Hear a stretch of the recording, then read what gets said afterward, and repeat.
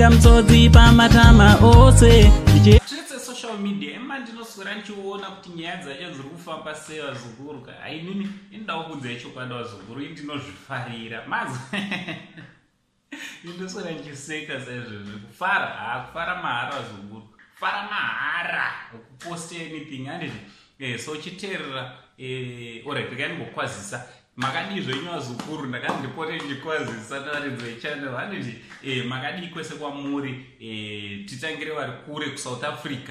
Vari kuSouth Africa makadi zvenyu Cape Town, Durban, Joburg, Pretoria, Mafikeng, zvichidaro Mafikeng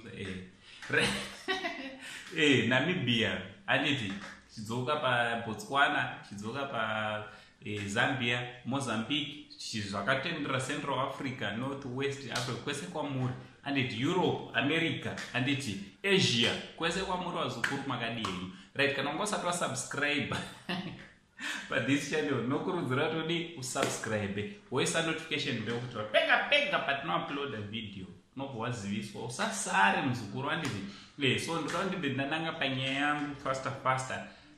Mastritse social media zvikunzi Olinda Chapel mzukuru wangu handiti mzukuru wangu ini Olinda Chapel ari kunzi awedzera zvakare surname, akatora surname yekuti Nkomo vaipfekerera pakati Chapel pepe Chapel Nkomo kuratidza nanzi vanenge vadzokerana baba Nandi namai Nandi handiti naTitan.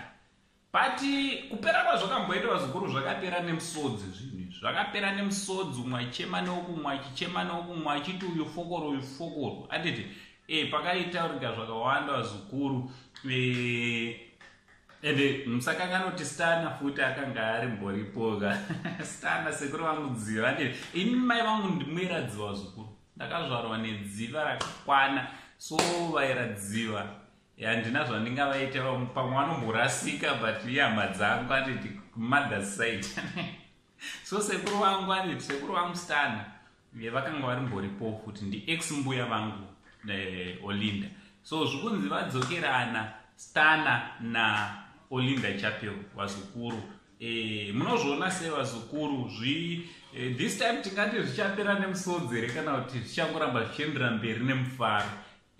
Vanhu vanorambana vachidzokerana marelationships akadaro vazukuru, especially kana pane vana kana kuti pane mwana zvinonetsa kuti kashoma kuti vanhu varambane zvachose. Zvinongoitika kune vanhu vari brave vakaita sesu otherwise kana hana yako alright rega ndipasiye ipapo pehana kuti yakadii. But nyaya iripo yandangouya kuzokuzivisa ndezvekuti mukazoona Titan naOlinda vari vese musavhunduke vazukuru because mastritse social media ari kuti vaviri ava vadzokerana handiti kuti vazochengeta Nandi vari vese.